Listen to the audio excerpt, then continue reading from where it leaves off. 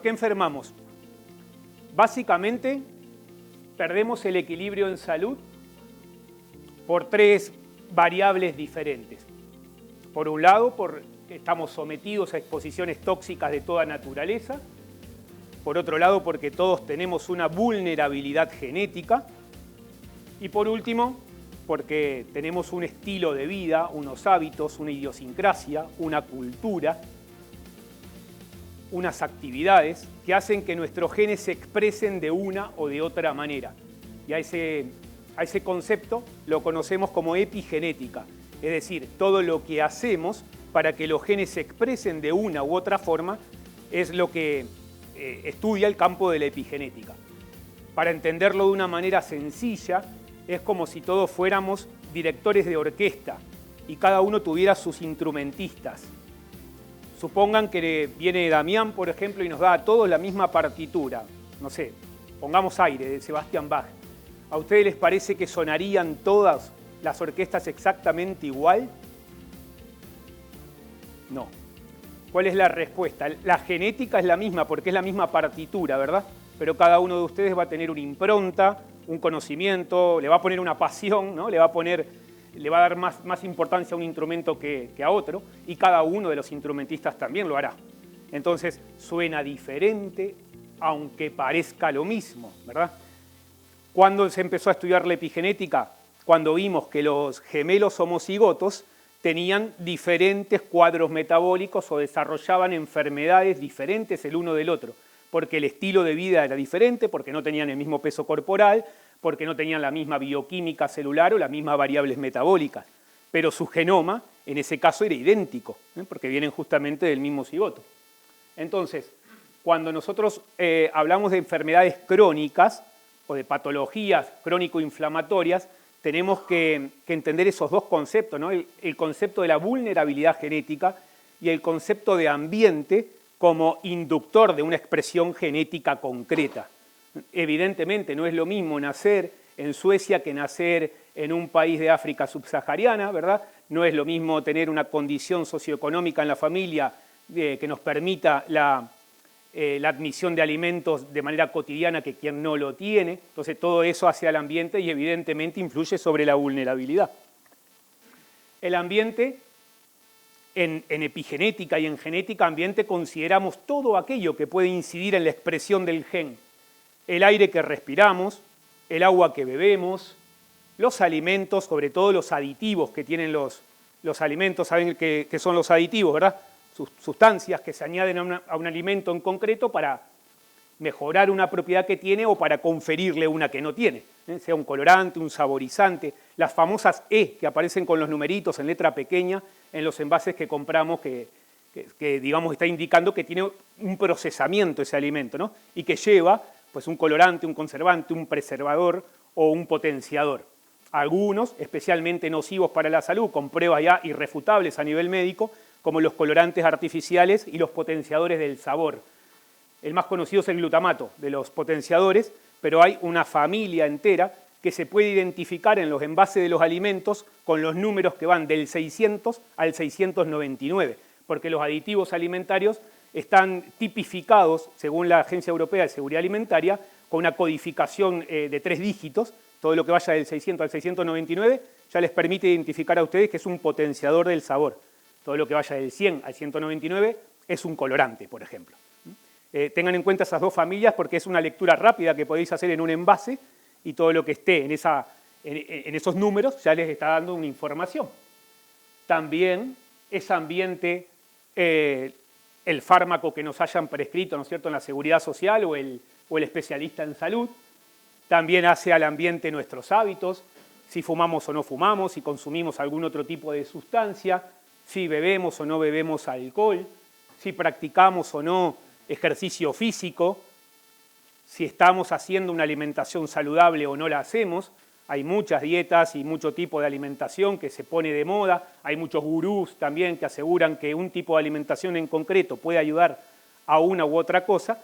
Lo cierto es que sea lo que sea que hagas, tiene una influencia sobre tus genes. Entonces, por eso es que hay que conocer el concepto para influenciar positivamente en tu carga génica. Hay un componente importante a valorar y cada vez más, que son las radiaciones no ionizantes. Eso se conoce como EMF y ELF, son radiaciones de media o de baja ionización o campos electromagnéticos del tipo no ionizante, que también alteran la permeabilidad de membrana celular. ¿Por qué? Porque sobrecalientan la célula y generan un efecto térmico y atérmico, que al final pues, deriva en aberraciones cromosómicas, en una mala replicación del ADN y en patologías, evidentemente. Y dentro de los factores internos tenemos nuestra bioquímica celular, es decir, qué le estamos dando a la célula, qué nutrientes demanda o cuáles son las necesidades concretas que tiene y cómo la estamos estresando. La inflamación, que es medio omnipresente en la mayoría de las patologías del siglo XXI, las infecciones, el estrés oxidativo. El estrés oxidativo, digamos que es un tipo de estrés químico que se da cuando hay un exceso de radicales libres y el cuerpo no sabe compensarlo con una cantidad adecuada de antioxidantes. Y eso forma un bucle de amplificación que activa cascadas de citoquinas inflamatorias y, bueno, y termina por hacernos sentir dolor, ¿verdad? Que es una de las características del perfil de inflamación activo. Hay que tener en cuenta dentro de los factores internos también los fenómenos de eubiosis y disbiosis. Estos son términos antónimos entre sí, ¿verdad? La eubiosis es el equilibrio en el microbioma, la disbiosis es el desequilibrio. En el microbioma se entiende la flora intestinal, los genes y los metabolitos de la misma. Y las disbiosis pueden ser bacterianas, pueden ser parasitarias, pueden ser fúngicas o pueden ser víricas. Lo más común o lo que más encontramos en consulta últimamente son disbiosis del tipo bacteriana con un acrónimo en inglés que se llama SIBO, ¿no? Que seguramente algunos escucharon hablar de esto, que es el sobrecrecimiento intestinal bacteriano. Pero bueno, no deja de ser un tipo de disbiosis. Y la parte emocional. No desconocemos que la inmensa mayoría de las patologías que se somatizan en el cuerpo tienen un origen previo a nivel energético y a nivel emocional. Es decir, las emociones también enferman y nos enferman antes que al cuerpo físico. Y seguramente habéis escuchado hablar de las leyes de la medicina germánica, ¿no es cierto?, de la medicina de Reichhammer. Él fue, de alguna manera, el médico que estableció la relación que hay entre las emociones y la somatización de las mismas en enfermedad, porque asesinaron a su hijo en su presencia y en presencia de su mujer. Y le impactó una bala al hijo, el hijo murió en los brazos del doctor Hammer y de su esposa. Tanto la mujer como él quedaron evidentemente con un shock traumático que no quiero ni imaginármelo como padre. Lo cierto es que su mujer no perdonó al asesino, ¿verdad? Generó cánceres que terminaron con su vida y él también tuvo un cáncer, pero al perdonar, hacer un ejercicio de introspección, ¿no es cierto?, de perdón y de amor universal, activó una cascada de neurotransmisión que cambió su bioquímica celular y lo alejó del peligro de muerte que tenía el proceso oncológico. Y merece la pena a veces contarlo porque es un caso muy marcado, ¿no es cierto? A raíz de eso definimos lo que es el exposoma. Este es un concepto de la medicina ambiental, que a lo mejor no lo conocéis, pero para nosotros es todas las exposiciones que padece una persona desde el momento de la concepción y durante toda su vida, tanto de origen interno como externo, todo a lo que se expone. Interno sería una emoción, externo, pues el agua que bebe o el aire que respira, por ejemplo. Y yo soy, de alguna manera, un defensor de lo que es la medicina ambiental. Creo que debería de ser una disciplina que tendría que estar impregnando al resto de especialidades médicas, porque no podemos hacer caso omiso a las estadísticas que están indicando que la segunda causa de muerte a nivel mundial es el efecto iatrogénico de los medicamentos que prescribimos los médicos. O sea, somos los principales responsables de muchísimos problemas que hay en la salud y de este ciclo vicioso.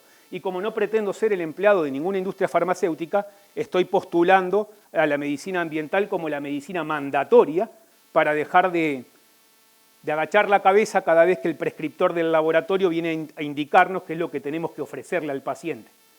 Porque si no, nunca hablaremos de salud. Seguiremos en ese ciclo de enfermedad. Y como no tengo ese propósito, pues quería plantear esto y compartirlo con todos ustedes, porque este es el mundo en el que vivimos, ¿verdad? Este es un mundo en el que consumimos alimentos llenos de aditivos, llenos de hormonas, llenos de antibióticos, que generamos hidrocarburos aromáticos policíclicos, que contaminamos nuestros aires, nuestras aguas, que generamos efectos de bioacumulación y de biomagnificación en el ambiente. Y bueno, al final es un esquema, ¿verdad? Pero es triste tener que verlo y que ninguno me esté negando con la cabeza de que esto no es así. Esto es así en todas las partes del mundo, pero depende de nosotros también cambiarlo o empezar a generar una conciencia de cambio. Para quien no conozca la diferencia entre lo que es bioacumular y biomagnificar, la bioacumulación se da en la misma especie, ¿verdad? Los peces, por ejemplo, que tienen metilmercurio.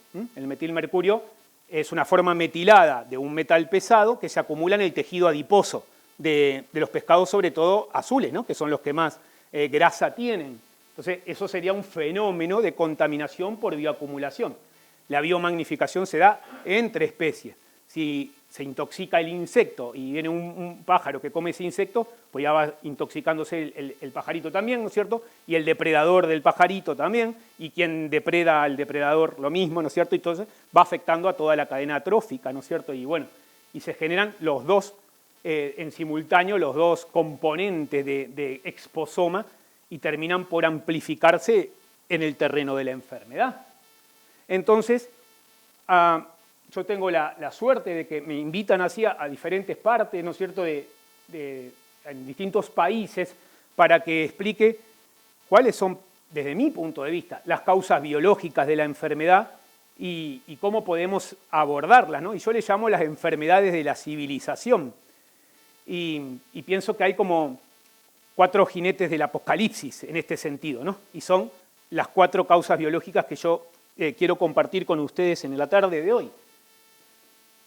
Primero vamos a definir qué es una enfermedad de la civilización. Finalmente, la gran mayoría de las patologías a las que estamos padeciendo hoy, o familiares o amigos nuestros padecen, ¿no? Afecciones crónicas, muchas de media y larga duración, principalmente enfermedades cardiovasculares, neurodegenerativas, insulinoresistencia o diabetes mellitus, sobrepeso, obesidad, cánceres, afecciones respiratorias, ¿no es cierto?, como asmas, alergias, enfermedades autoinmunes, como el lupus eritematoso o el síndrome de Crohn o la tiroiditis de Hashimoto.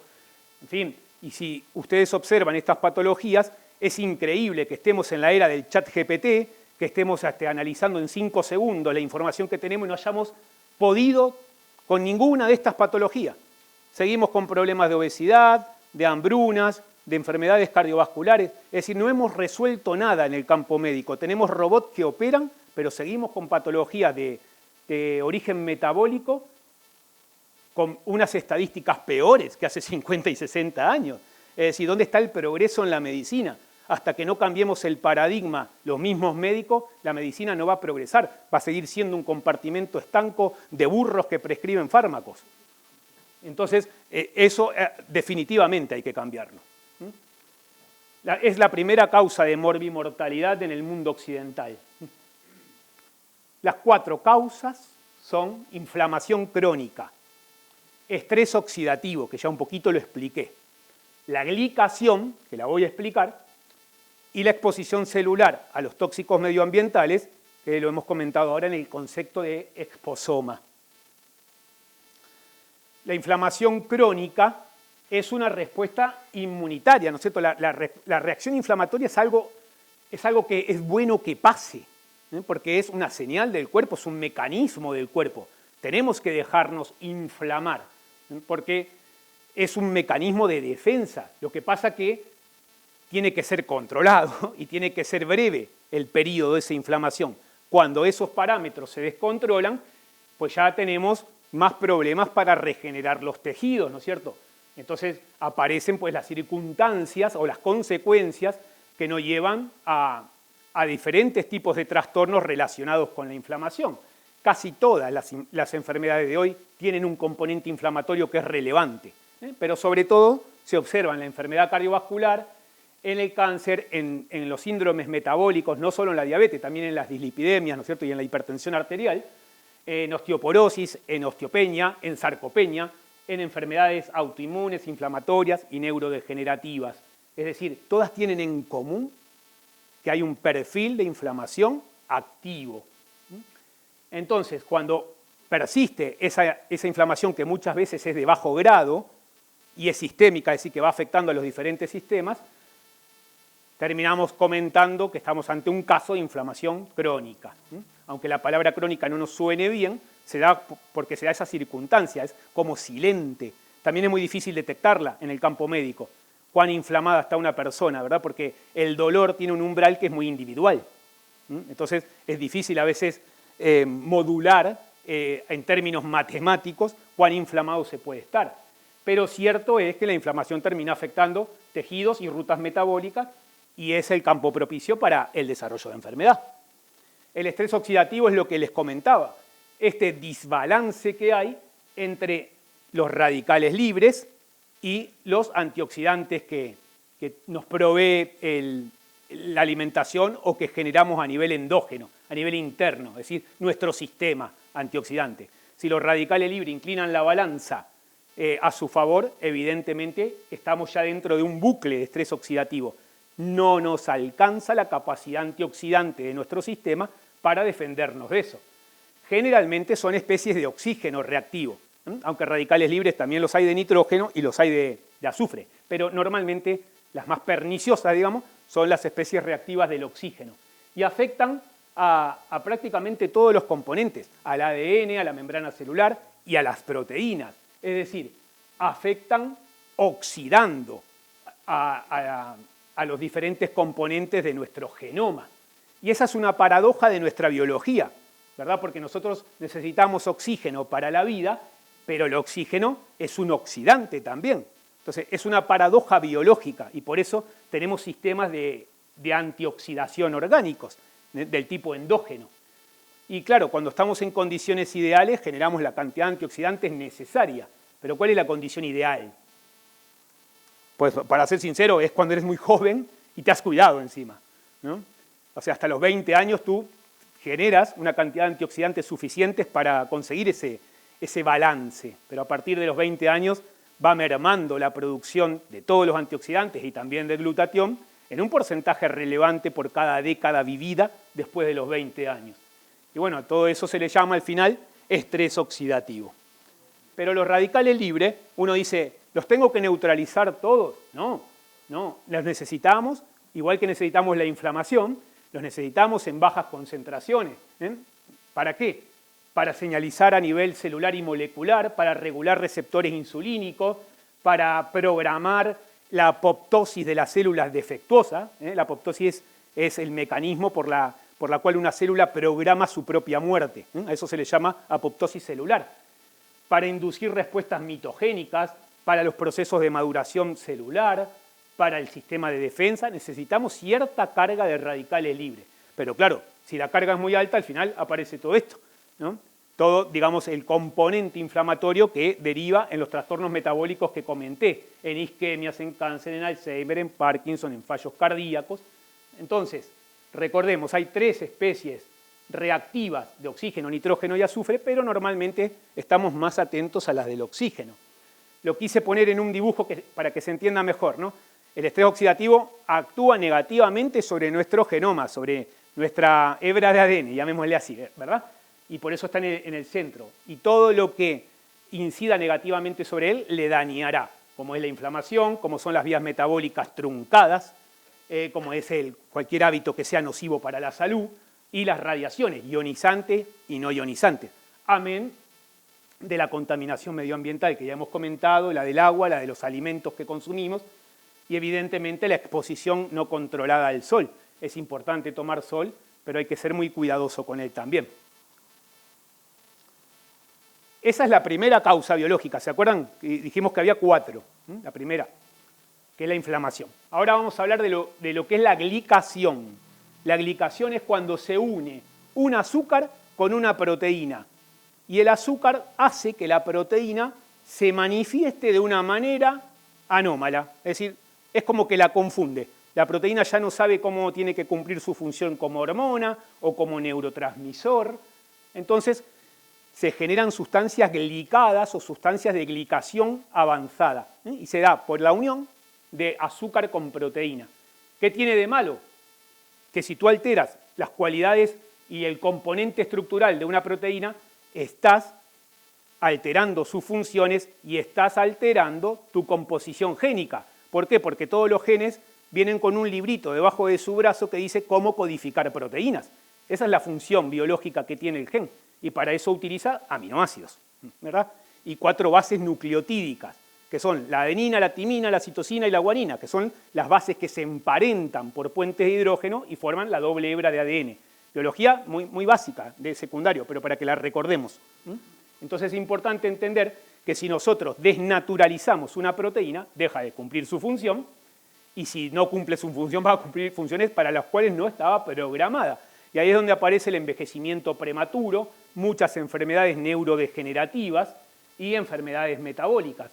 Por ejemplo, en Parkinson, en esclerosis lateral amiotrófica, en esclerosis múltiple y en Alzheimer, vemos muchas proteínas glicadas, muchos productos de glicación avanzado.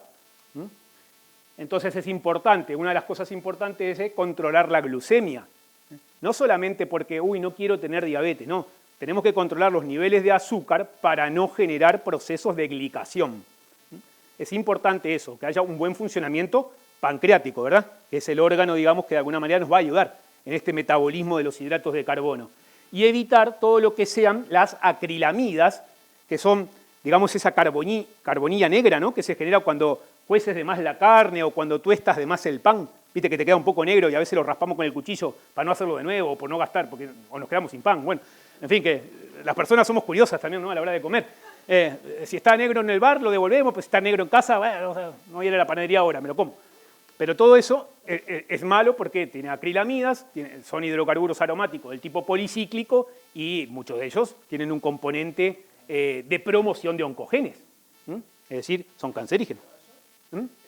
Son cancerígenos, sí, las acrilamidas sí. Sí. Las enfermedades metabólicas, porque hablé de metabolismo también, ¿no? Y a veces uno dice, eso yo lo escucho mucho en consulta, a lo mejor a ustedes les pasan, si hay médicos aquí, ¿verdad? Que te vienen los pacientes y te dicen, no, ¿qué es el metabolismo? Tengo un problema en el metabolismo. Y yo les pregunto, ¿y qué es el metabolismo? Y te largan metabolismo pero de bola. Uf. Dice, bueno, vale, ¿será que te pasó eso? Es como en la cuestión de la genética, ¿no? Todos estamos gordos, calvos por culpa de nuestros padres. Eso es así. Nadie es responsable de lo que se come, ni de lo que hace con su cabello, ni de los tintes. Es porque un abuelo del vecino, porque yo he escuchado cosas así, no, es que el abuelo de mi vecino está calvo. Te digo, pues no sé qué habrá hecho tu abuela, pero claro, algo tendrá que decir ella, ¿no? La cuestión es que cuando todas estas vías, ¿no? Anabólicas y catabólicas, todas estas vías de creación y de destrucción, porque el cuerpo al final, las células inventaron la muerte para seguir vivas, porque si no, todas no caben. Tiene que haber mecanismos de apoptosis. Y es algo hermoso de nuestra inteligencia molecular, que exista la muerte celular para que haya vida celular. Y esas vías de destrucción son vías catabólicas, ¿verdad? Y las vías de creación son vías anabólicas. Es decir, simplemente estoy dando el concepto para que entendáis que metabolismo es estudiar las dos vías, las catabólicas y las anabólicas. Y cuando esos procesos, estas vías, digamos, estas autopistas, viene el gobierno y le anda poniendo peajes por todos lados, pues es cuando tenemos las enfermedades metabólicas, porque todos los peajes se pagan con salud, en este caso. Los tóxicos medioambientales, hablamos del exposoma. Fíjense qué estadísticas que pueden preocuparnos, ¿verdad? 800.000 defunciones hay en el año en Europa a causa de la contaminación medioambiental o atribuibles a la contaminación medioambiental. En el 2019 hubo 30.000 infartos de miocardio en España relacionados con la calidad del aire, porque eran personas que no tenían una susceptibilidad genética concreta, ni tenían un comportamiento de hábito, de idiosincrasia de vida, de riesgo, ni tenían sobrepeso, ni tenían factores cardiovasculares, por ejemplo, la homocisteína, controlada en sangre, ¿no es cierto?, para ver si tenían o no más riesgo de infarto, y no era el caso. Entonces, al final se relacionó mucho con la calidad del aire porque se daba en núcleos urbanos con mayores niveles de contaminación. Entonces, la contaminación tiene que ver justamente con todo esto, ¿no es cierto?, yo me dedico a oncología pediátrica metastásica en fase de desahucio sanitario Y normalmente cuando hago el estudio de moduladores epigenéticos en el niño, y muchas veces en la familia también para ver si es un componente común, veo lamentablemente esto, muchos químicos a nivel celular, muchos hidrocarburos, muchas radiaciones y muchos metales pesados. Y lo primero que tienes que hacer al final, si quieres trabajar con un poquito de reserva biológica celular, es detoxificarlo, hacer una desintoxicación. Está relacionado todo esto con cáncer, con enfermedades cardiovasculares, con trastornos metabólicos, con la esteatosis hepática, es cuando se forma grasa en el hígado, pero que no es del tipo cirrósica. Entonces, eso es un fenómeno cada vez más frecuente. ¿Por qué? Porque el hígado no da abasto para gestionar los xenobióticos. Los xenobióticos son las sustancias que entran al cuerpo y que el hígado tiene, digamos, como función volver solubles en agua para que el sistema renal las pueda excretar. Eso se llama polarizar un xenobiótico, una sustancia que en origen es soluble en grasa. Recuerden el ejemplo del metilmercurio, ¿dónde se acumula en los pescados? En el tejido graso. Entonces el hígado, ¿qué intenta? Pues darle, con unas vías de conjugación que se conjugan con glutatión, intenta detoxificar, ir polarizando poco a poco, ir haciéndola más soluble en agua, para que los riñones la puedan eliminar. Y eso sí que es importante considerarlo. La epigenética, de alguna manera, como ya le explicamos, nos da, ¿no es cierto?, un montón de variables de estudio, nos da herramientas para que abordemos los trastornos metabólicos de hoy y las enfermedades de hoy. Todas las enfermedades, al menos me animo a decir que el 99,9% de los pacientes que yo recibo tienen una inflamación muchas veces sistémica y de bajo grado, es decir, difícil de percibir, pero cuando empiezas a analizar la parte biofísica, la parte bioquímica, la parte de modulación epigenética, te das cuenta que, amén de los síntomas que él presente, ¿no?, que muchas veces son de dolor, hay, digamos, un perfil de inflamación activo. Y siempre que algo esté inflamado, tiene óxido. O sea, hay oxidación. Es lo que dije, que es un tipo de estrés químico relacionado con esto. Muy bien. ¿Tenemos antioxidantes en el cuerpo? Claro que los tenemos. Tenemos glutatión, tenemos melatonina, tenemos superóxido dismutasa, tenemos coenzima Q10 y tenemos ácido lipoico. Esos son los antioxidantes endógenos. Luego hay exógenos, es decir, de los que podemos consumir. Algunos son sintéticos, ¿no?, como los galatos, la N-acetilcisteína y la amida correspondiente, la edirabona, la itoxiquinina, el hidroxitolueno butilado. En fin, hay sustancias, moléculas que uno puede ingerir como antioxidante. Y también hay exógenos naturales, los que están presentes en los alimentos.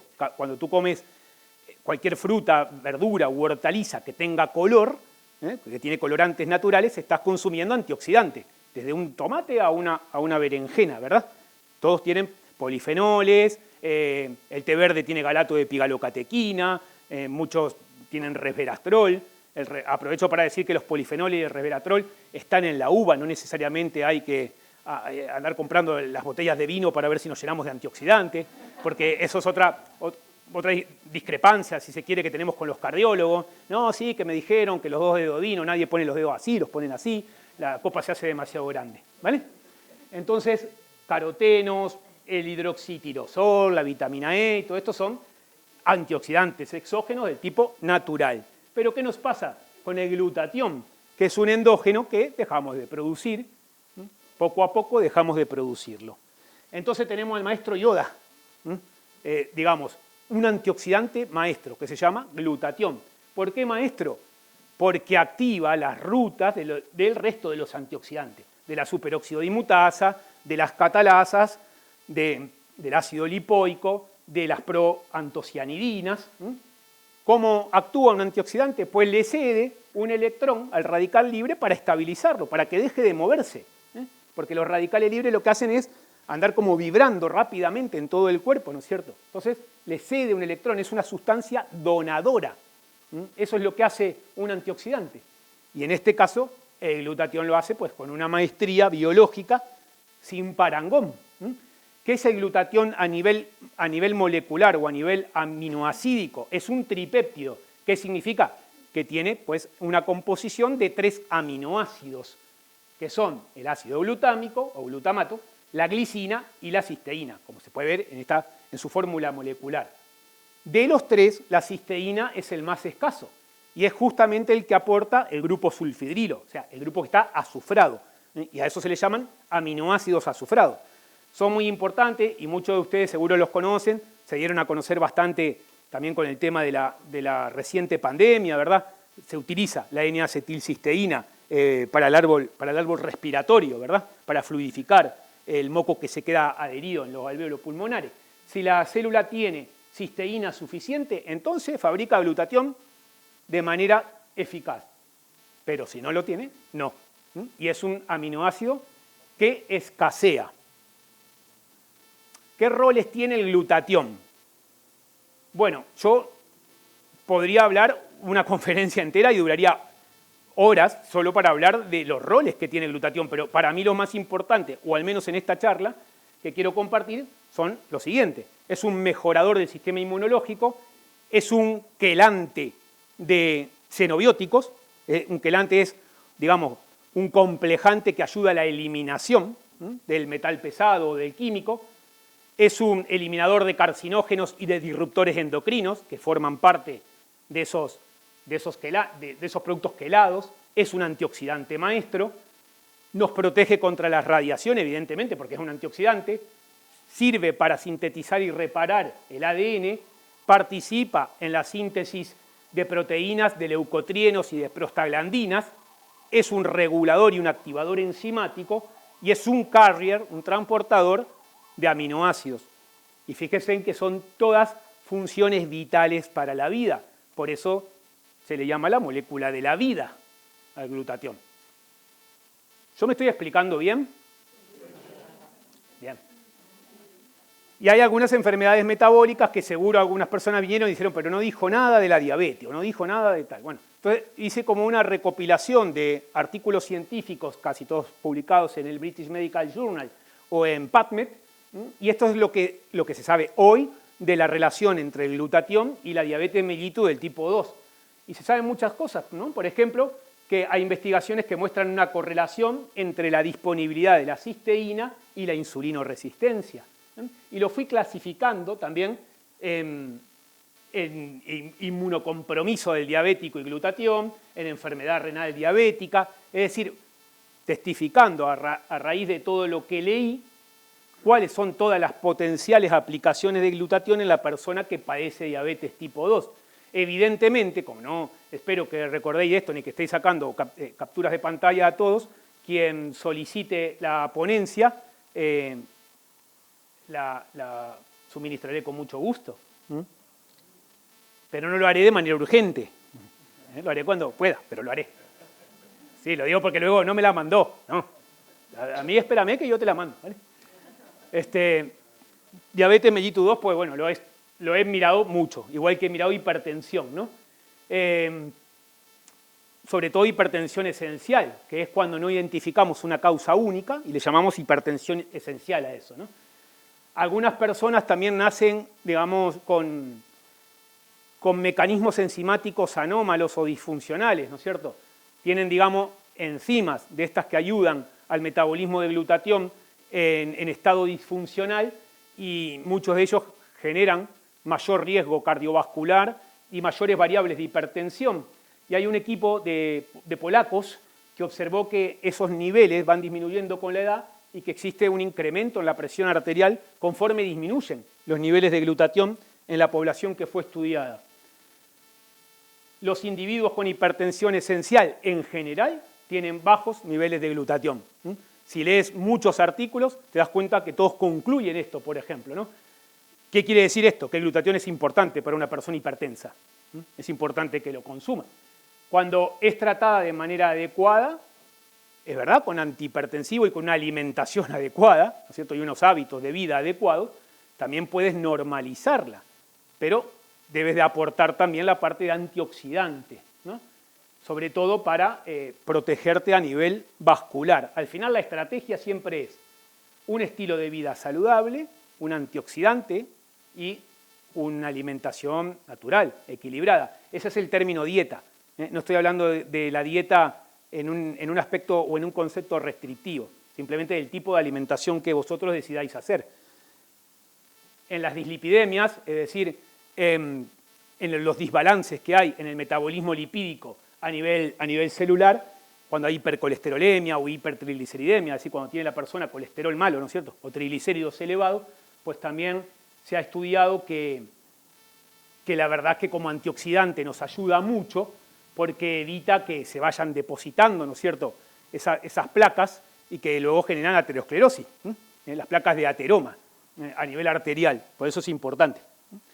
Y por eso luego miré un poco, revisé todo lo que había sobre glutatión y arteriosclerosis, sobre todo de la Universidad de la Columbia Británica, donde pues hicieron estudios que son relevantes respecto a esto, porque inclusive pautaron dosis o administraciones, ¿no es cierto?, orales concretas de N-acetilcisteína para reducir los niveles de lipoproteína A y de homocisteína, que son los dos marcadores que nos indican mayor riesgo cardiovascular. En la obesidad también es importante. Esta es una publicación de nutrición hospitalaria que me resultó interesante porque se estudió el estrés oxidativo en un grupo de población obeso-mórbida y respecto de uno que no lo estaba, ¿verdad?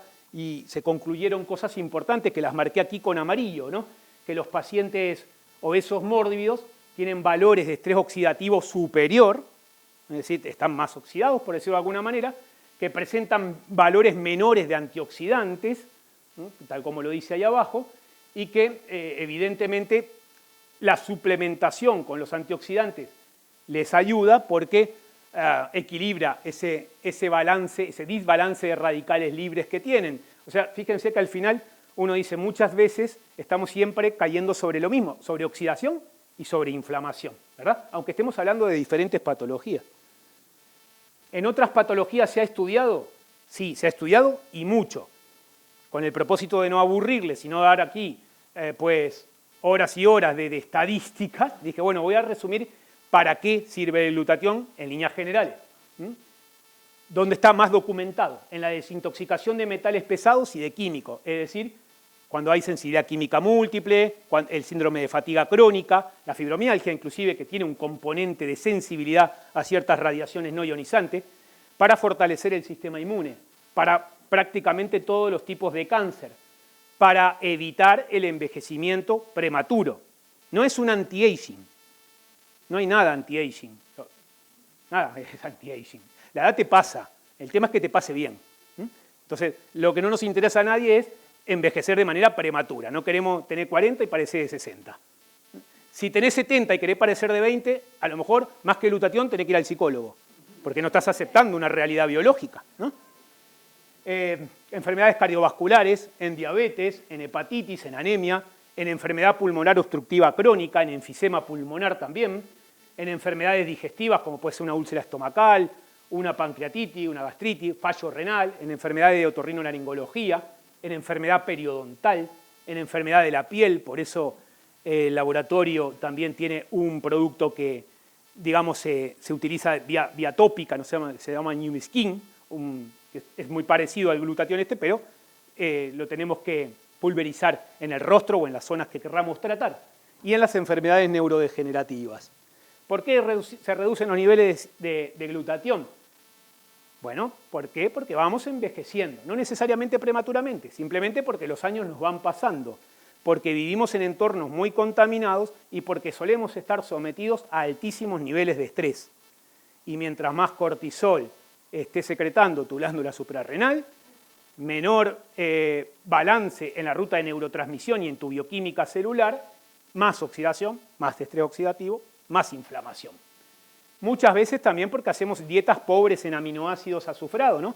En estos que tienen el azufre, característico de la cisteína. Es decir, no consumimos tanta soja, tantas legumbres, tantos frutos secos. También es verdad que porque hay sesgo en todos los consumos, ¿no? No consumo soja porque es transgénica, no consumo fruto seco porque está tostado, no consumo legumbre porque la legumbre esa la abonaron con no sé qué. Claro, es difícil a veces conciliar, ¿no es cierto?, las formas de producción alimentaria con la salud, pero bueno, no hay que ser un detractor de nada, hay que ser un promotor de salud. Eso es un consejo que os doy. Cuando empezamos a restringir, caemos en embudo en el que al final comemos sota, caballo y rey y también enfermamos. Entonces, espinacas, espárragos, calabaza, tomate, sandía, fresa, aguacate, pomelo, todo eso tiene cisteína también, además de que tú te tomes un antioxidante. Alimentos ricos en azufre, el ajo, la cebolla, las verduras crucíferas, ¿no es cierto? El brócoli, col, nabo, rúcula, coliflor, berro, la col rizada, todas esas son crucíferas. También son ricas en grupos metilo y en grupos sulfidrilos, es decir, tienen azufre y tienen grupos metilo que son importantes para la metilación del ADN. Mientras más viejo, más hipometilado está el ADN. Menos grupos metilo tiene. O sea, hay que darle grupos metilo para que no envejezca tu ADN. ¿Cómo medimos la necesidad de glutatión? Bueno, aquí voy a decir cómo la mido yo. Porque uno dirá, bueno, no sé si lo necesito, no lo necesito, me miro en el espejo y no soy el que quiero ver. Bueno, cómprate otro espejo o mírate con amor. Pero si vas a la consulta, yo lo voy a medir con otras herramientas, ¿verdad? Voy a usar un aminograma, es decir, voy a estudiar tu perfil de nutrición celular y voy a mirar en el aminograma cuáles son tus necesidades concretas de los 3 aminoácidos que componen este tripéptido. O sea, estudiaré la concentración de prolina, de cisteína y de ácido glutámico de tu aminograma. Es algo muy individual. Voy a mirar cómo están tus antioxidantes. El glutatión no me aparece en la rueda de antioxidantes, pero sí aquellos que se activan por él, como la superóxido dimutasa, la coenzima Q10, los polifenoles. Entonces, si yo tengo una buena rueda de antioxidante, sé que a lo mejor el paciente no necesita tanto glutatión o le puedo dar una dosis mínima de glutatión, si lo quiero preservar antioxidado. Y sobre todo, observar selenio, vitamina C y zinc, que para mí son parámetros no solamente de sistema inmunológico, sino también de envejecimiento celular y de control de la cantidad de glutatión que estoy dando. ¿Cuál es la posología indicada? Bueno, yo hago medicina personalizada, entonces para mí la posología normalmente la ajusto a las necesidades del paciente, según su situación metabólica, según su aminograma, según su mineralograma, su vitaminograma, en fin, según sus moduladores epigenéticos. Pero hay dosis que son seguras. Si te tomas 5 mililitros por día de glutatión nanonizado, es una dosis muy segura. Y si te tomas 10, también lo es. Para dosis mayores, pues yo indico que sí que tiene que haber un control profesional y tiene que haber un control de variables para ver cómo va asumiendo y asimilando esa ingesta a tu organismo. Entonces, eso se evalúa según la situación del paciente, según el diagnóstico. No es lo mismo una persona que tiene fibromialgia que una persona que tiene insulinoresistencia, según la anamnesis, esa entrevista que haces con el paciente para conocerle, también para que te conozca, porque es una forma de interactuar, ¿verdad?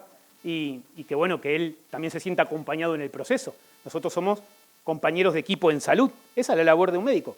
Entonces, hay que pues, conocerle un poco, y que te conozca también a ti, claro que sí.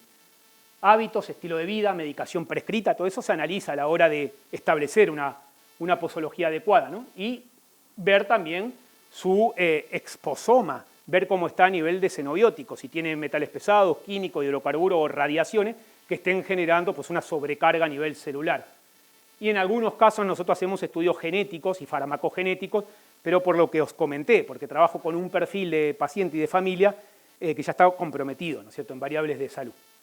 Y la parte de farmacogenética nos permite determinar con una precisión del 100% qué medicamentos se le pueden administrar y cuáles no, según su genoma.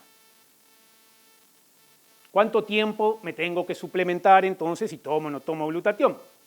Pues ahí va la otra cara de esta moneda. Si una es la medicina personalizada, la otra será la nutrición personalizada. Habrá que valorar cómo están tus antioxidantes, cómo están tus minerales, porque si consumes muchos antioxidantes, también puedes ir eliminando zinc y selenio, que son minerales fundamentales para tu sistema inmune.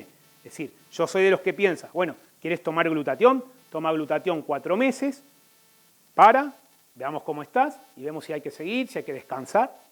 Es una forma de ir controlándolo. Ver cómo está tu perfil de contaminación celular, ver cómo está tu aminograma, ver cómo están funcionando tus sistemas metabólicos, cómo estás durmiendo, si estás reparando ADN, si estás mejor, si estás más relajado, o si estás muy estresado, ¿no es cierto? Que ya sabremos que estás generando todavía mucha inflamación. Entonces, lo que propone la empresa NUMI de Estados Unidos es una forma de glutatión en nanopartículas que evidentemente es muy eficaz porque entra muy rápidamente al torrente, porque entra por vía sublingual y a través de la mucosa oral. Ese producto se llama NutriSwitch, un producto rico en L-cisteína, curcumina y sobre todo glutatión en nanopartículas, es decir, en millonésimas partes de milímetros, ¿verdad? Y el NUMI Skin, que es este que yo comentaba que es de aplicación tópica. ¿Por qué al final un profesional o una persona que quiere cuidarse como ustedes dice, ¿por qué tengo que elegir NUMI? ¿O qué le diferencia de otros? Si hay otro glutatión, si hay algunos que son más conocidos, si ya me hablaron de otros. Básicamente porque los otros tienen menor porcentaje de penetración en tu organismo. Porque si tú lo vas a mandar al sistema digestivo y al sistema gastroentérico, tendrá que metabolizarse parte de eso y lo perderás. Entonces, la ventaja que tiene tener algo nanonizado es que entra mucho más rápido y eficazmente a la célula y realmente sortea todas las barreras de absorción gastrointestinal que las otras formas no lo hacen. No lo hace un liposoma ni lo hace un producto encapsulado. Y es mucho menos invasivo que una intravenosa. Porque si tú puedes decir, bueno, me voy a poner intravenoso de glutatión. Sí, pero eso tiene un coste muy, muy elevado y, bueno, de buen gusto tampoco es. A veces se molesta, genera escozor, picor, como cuando haces cualquier quelación, ¿no? Si tú quelas con, no sé, con ácido etilendiamino tetracético y sulfato de magnesio, también a veces se le pone el brazo así al paciente. Entonces hay que ser cuidadoso con eso. La nanonización es el secreto aquí, ¿no? Este proceso mediante el cual las moléculas se llevan a un tamaño nanométrico. Es decir, a millonésimas partes de un milímetro, eso es un nanómetro.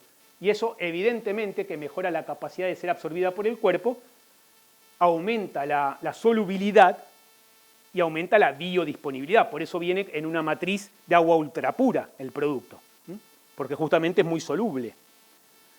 Entonces nos proporciona una molécula completa, pero además los 3 péptidos que necesitamos, cisteína, ácido glutámico o glutamato y glicina.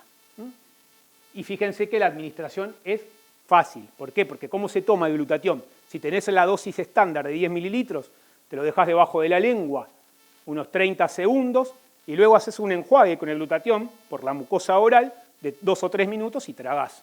Es decir, no es invasivo, no es agresivo, no sabe mal. Entonces, como decía Damián cuando me presentó, ¿no? Estamos con ganas de participar y de participarles en este proyecto mundial de salud, ¿no? Que es de consumo organizado con visión de negocio. Yo también estoy participando de manera activa en el área de la investigación y también en el área de la recomendación, ¿no es cierto?, de la sugerencia de glutatión. Ese es el código QR para entrar a mi landing page, pero cada prescriptor, cada recomendador tiene la suya y muchos de los que habéis venido acompañando a alguno de vuestros patrocinadores, ¿verdad? Sabéis, digamos, o tenéis las posibilidades de acceder a vuestra propia landing o a la landing de quien lo prescribe. Lo cierto es que para mí es importante que recordéis el por qué y el para qué, que ese era mi propósito en esta charla, ¿no? También contarles que el 1 de junio damos el primer congreso en el Batel, que es el Palacio de Congresos de Cartagena, en la región de Murcia. Va a ser el primer congreso nacional de NUMI y de glutatión. Creemos que va a ser realmente muy potente.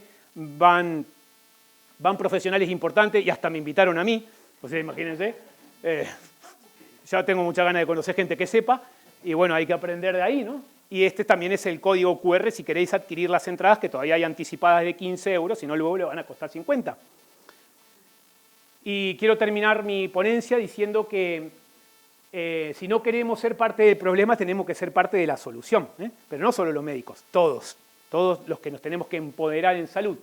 Y muchas veces termino mis conferencias diciendo que la salud no siempre viene de los genes ni de los hábitos, la mayoría de las veces se genera desde el equilibrio emocional, se genera desde la paz, se genera desde la gratitud, se genera desde el amor.